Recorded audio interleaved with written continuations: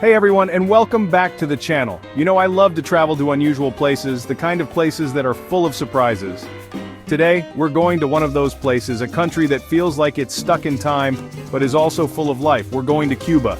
We're not just talking about beaches and cigars, although those are great. Today we're exploring the strange and unique things you can only find in Cuba, the stuff that makes you scratch your head and say, what's going on here? Get ready everyone.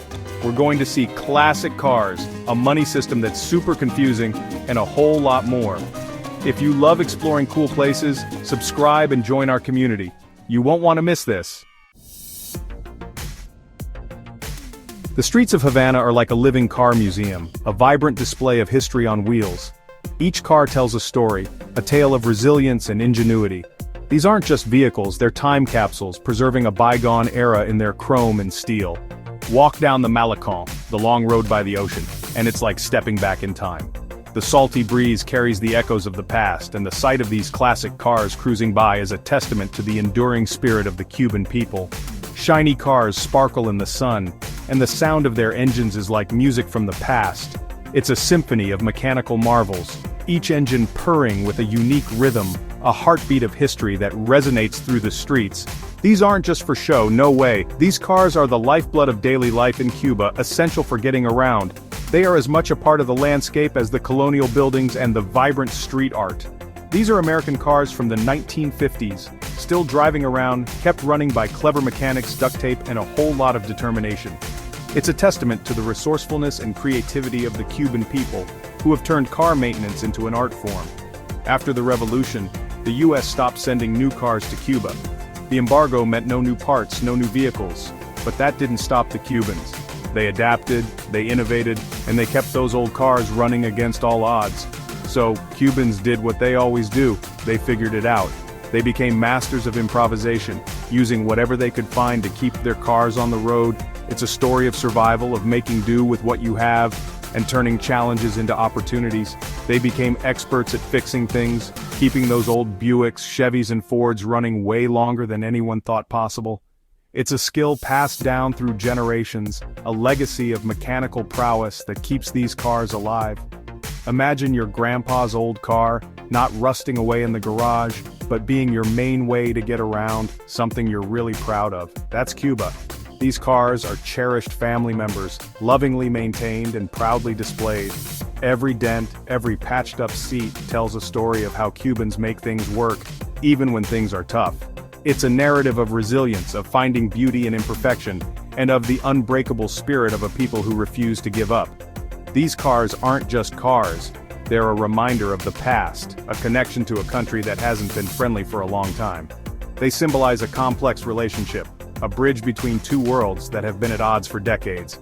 But there's no anger, just pride in keeping these cars going. It's a quiet defiance, a statement of identity and perseverance. These cars are more than just machines, they're a part of the Cuban soul. Get ready to meet the mechanics who can fix an engine with almost nothing, whose hands know cars as well as they know cigars. These are the unsung heroes, the magicians who keep the wheels turning with skill and ingenuity. They're the unsung heroes of Cuba's roads, keeping the cars running and the memories alive. Their work is a labor of love, a dedication to preserving a piece of history that still roams the streets. It's a beautiful, crazy mix of sounds and smells, old engines and salty air. It's a sensory experience that transports you to another time, a reminder of the enduring charm of these classic cars. It shows that even in a place where time seems to stand still, life, like these old cars, finds a way. It's a testament to the resilience of the human spirit and the enduring legacy of American muscle on Cuban roads. Let's talk about something that's a little confusing: Cuban money. If you've ever traveled to Cuba, you might have noticed something peculiar about their currency system. It's not just one type of money, but two. This dual currency system can be quite baffling for first-time visitors. Imagine going to a store and seeing two prices for everything, one for locals and one for tourists. This isn't just a rare occurrence, it's the norm in Cuba. The two prices reflect the two different currencies in use. That's Cuba, a country with two kinds of money. This system was introduced to help manage the economy and the influx of foreign currency, but it has created a unique and sometimes confusing experience for visitors. There's the Cuban peso, cup, what most Cubans use every day. This is the currency used for most local transactions, from buying groceries to paying for public transportation. Then there's the convertible peso, CUC, which is like the US dollar and mostly used by tourists. The CUC is pegged to the US dollar and is often used in places frequented by tourists, such as hotels, restaurants, and souvenir shops. It can be really confusing, even for people who travel a lot. The dual currency system means you have to be constantly aware of which currency you're using and where. Imagine trying to buy a cup of Cuban coffee and not knowing which money to use. You might end up paying more than you should if you use the wrong currency. It can be frustrating, especially when you're exploring Havana or trying to buy souvenirs. The last thing you want is to be overcharged or to run out of the correct currency. This two-money system is because of Cuba's complicated history and its economy. The dual currency was introduced in the 1990s to stabilize the economy and attract foreign investment. It's a way to manage money coming from other countries, but it also means tourists often pay more for things.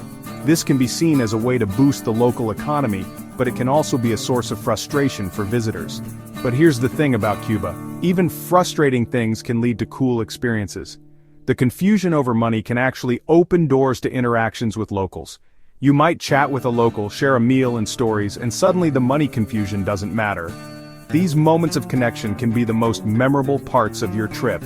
Traveling is about more than just seeing famous places. It's about immersing yourself in a different way of life and understanding the local culture. It's about experiencing a different culture, even when it's confusing. The dual currency system is just one aspect of Cuba's rich and complex culture. And trust me, Cuba will be confusing, but it will also be amazing. The challenges you face will be outweighed by the incredible experiences and memories you create.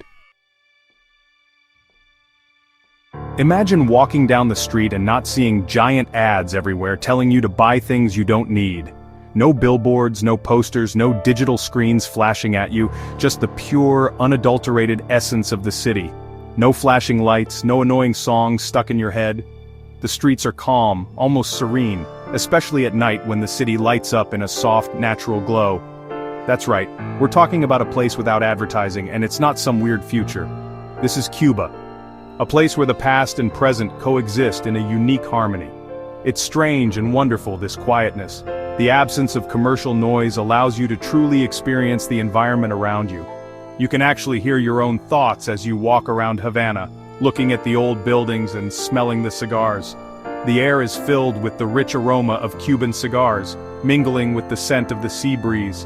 Instead of ads, the walls are covered in colorful paintings, words about the revolution, and pictures of Che Guevara. These murals tell stories of the country's history and its enduring spirit. It's like a giant art show, a reminder of Cuba's past. Every corner you turn, there's a piece of art that speaks to the resilience and creativity of the Cuban people. There aren't many ads because the government controls most things in Cuba. This centralized control means that commercial advertising is almost non-existent. It's very different from most of the world, where ads are everywhere. In places like New York or Tokyo, you're bombarded with advertisements at every turn. In Cuba, it feels freeing. The lack of ads creates a sense of peace and allows you to connect more deeply with your surroundings. You can disconnect from all the noise and just enjoy the moment, the beauty around you, without someone trying to sell you something. It's a rare and precious experience in today's world. Of course, this also shows how things are in Cuba. The scarcity of goods means there's little need for advertising. Because there aren't a lot of things to buy, there's no need for many ads. The stores are simple and the products are limited. But even as Cuba changes, I hope this stays the same. The absence of ads is a breath of fresh air, a reminder of a simpler way of life. Forget your big supermarkets. In Cuba, grocery shopping is different. We're talking about bodegas, small stores where Cubans get their monthly food. Imagine a small shop, smelling of rice and beans. There aren't lots of choices, no fancy packaging, just basic food: rice, beans, sugar, oil, the things Cubans eat every day. Each family has a libreta, a book that says how much food they can get each month. It's a way to make sure everyone has food, even when times are tough. For many Cubans, the libreta is really important, a way to get basic food. But it also shows the hard times they face. I know what you're thinking, this sounds a little sad. But inside these stores, you'll find something special. Community. Neighbors talk and share recipes while they wait in line. They're all in this together. Cuba isn't just old cars and history. It's also a nature lover's paradise, full of animals you won't find anywhere else. There's the Cuban crocodile, a very rare crocodile that only lives in a few swampy areas. These aren't regular crocodiles. They're smaller and quicker, and their skin helps them hide in the muddy water. Then there's the bee hummingbird, the smallest bird in the world. This tiny bird is amazing, with shiny feathers that sparkle in the sun. Imagine a bird so small it can sit on your fingertip, its wings buzzing super fast. But the coolest things are the snails. Yes, snails. Cuba has the most colorful snails in the world, with shells in every color you can imagine. These aren't your regular garden snails, they're like tiny pieces of art. And don't forget the Cuban solenodon, a weird, venomous animal that looks like something from a long, long time ago. Exploring Cuba's nature is like going back in time, a chance to see how amazing life on Earth can be. It reminds us that even with environmental problems, there are still wild places where nature is in charge. So there you have it, a look at Cuba, a country where the past and present mix together. From the old cars to the unique animals, Cuba is full of surprises, a place that will make you think and leave you wanting more. What did you find most interesting about Cuba? Have you ever seen a two-money system or a ration store? Tell me in the comments below. If you like this trip through Cuba, please subscribe and hit the bell icon to join us on more adventures. Until next time, keep exploring the world. Goodbye.